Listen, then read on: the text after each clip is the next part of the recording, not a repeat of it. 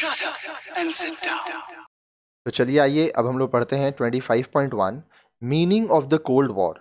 शीत युद्ध का अर्थ क्या होता है, आइए ये देखते हैं। The cold war has been described as peace timed unarmed warfare between new super powers. शीत युद्ध को नई महाशक्तियों के बीच शांति काल में बिना हथियारों के चलने वाले युद्ध के रूप में बताया जाता है। It was a diplomatic war and not an armed conflict among the superpowers and was based on ideological hatred and political distrust. यह महाशक्तियों के बीच कूटनीतिक युद्ध या हथियारबंद लड़ाई नहीं, बल्कि वह वैचारिक घृणा और राजनीतिक अविश्वास पर आधारित था। Fleming described the Cold War as a war that is fought not in the battlefield, but in the minds of men. One tries to control the minds of other. Fleming के अनुसार शीत युद्ध एक ऐसा युद्ध है जो युद्ध क्षेत्र में नहीं लड़ा जाता, बल्कि लोगों के दिमाग में लड़ा जाता है। इसमें एक व्यक्ति दूसरे के दिमाग को नियंत्रण करने की कोशिश करता है। The Cold War was very different from an open war where the enemies are well known and the war is fought in open. शीत युद्ध खुले युद्ध से बहुत अलग होता है, क्योंकि खुले युद्ध में शत्रुओं को आप पूरी तरह से जानते हैं और युद्ध खुले मैदान में लड़ा जाता है। In the Cold War, war was never declared and diplomatic relations were maintained among the countries. अब देखिए, युद्ध में शीत युद्ध में कभी युद्ध की घोषणा नहीं की गई और देशों के बीच कूटनीतिक संबंध कायम रखे गए। The Cold War did involve some military confrontation and loss of life, but it was a psychological warfare aimed at reducing the enemy's area of influence and increasing the number of one's camp followers. शीत युद्ध में सैनिक टकराव और जीवन हानि भी हुई, लेकिन वह एक मनोवैज्ञानिक युद्ध भी था जिसका उद्देश्य दुश्मन के प्रभाव क्षेत्र को कम करना और अपने समर्थकों की संख्या बढ़ाना था। The Cold War was a bipolar confrontation between the United States of America and the Soviet Union, but it also involved allies or satellites of the two superpowers. शीत युद्ध संयुक्त राज्य अमेरिका और सोवियत संघ के बीच द्विध्रुवीय टकराव था, लेकिन उसमें मित्र राष्ट्रों और दोनों महाशक्तियों के सहयोगी और अधीनस्थ राष्ट्र भी शामिल थे।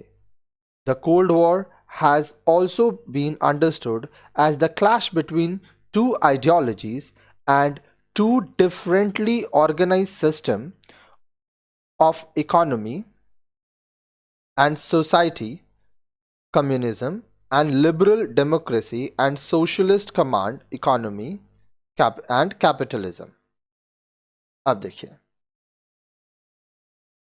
बोल रहा है शीत युद्ध को दो विचारधाराओं और दो अलग अलग ढंग से संगठित अर्थव्यवस्था प्रणालियों एवं सामाजिक साम्यवाद और उदार प्रजातंत्र तथा समाजवादी नियंत्रित अर्थव्यवस्था तथा पूंजीवाद के बीच विरोध के रूप में भी समझा गया है।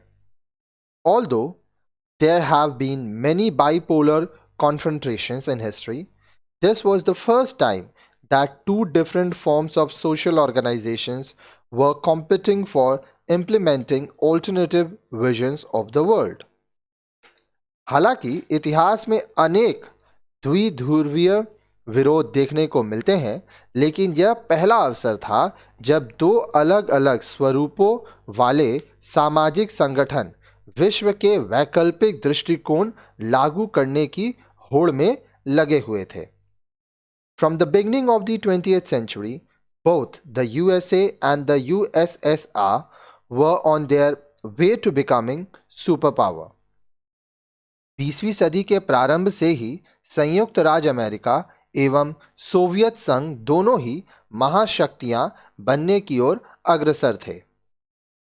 A comparison of the share of various countries in manufacturing in 1932, just after the Great Depression, shows America the indisputable leader with nearly 32%, and the Soviet Union, which came next with 11.5%.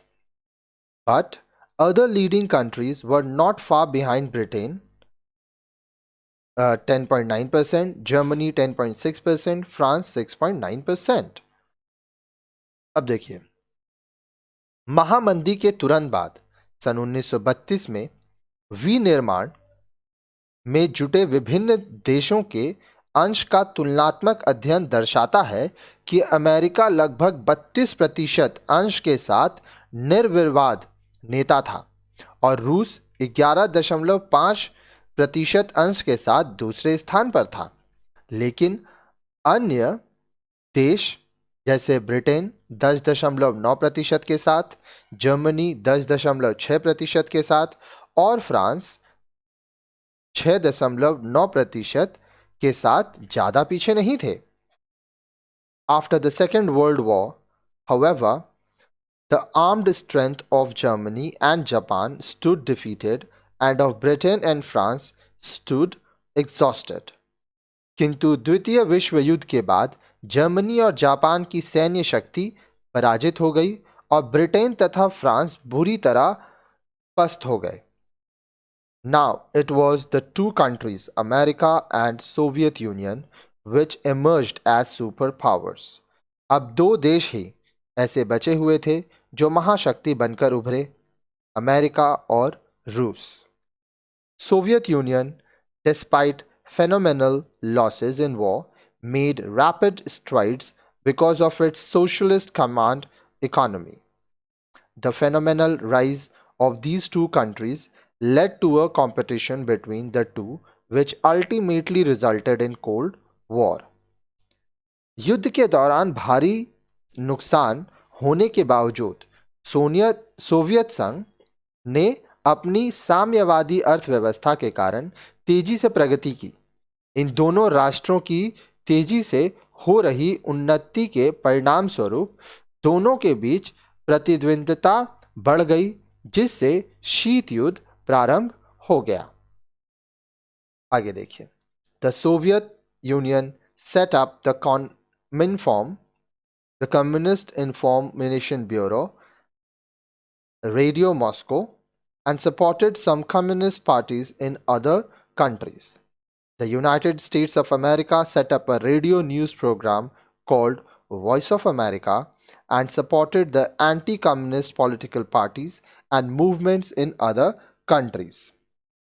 Soviet संघ ने कॉम्युनिफॉर्म, communist सूचना bureau, communist information bureau, radio Moscow की स्थापना की और कुछ अन्य देशों में भी कुछ कम्युनिस्ट दलों का समर्थन किया।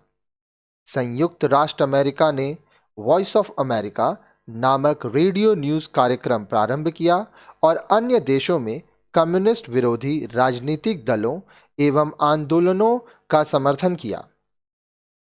The conflict between the two countries turned out to be the conflict between different ideologies that both the countries adopted. One of these ideologies was political and economic liberalism, which was adopted by America, and other was Marxism-Leninism, adopted by Russia.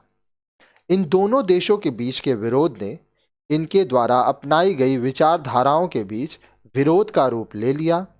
इनमें से एक विचारधारा थी राजनीतिक एवं आर्थिक उदारवाद, जिसे America ने अपनाया, और दूसरी थी मार्क्सवाद, लेनिनवाद, जिसे रूस ने अपनाया।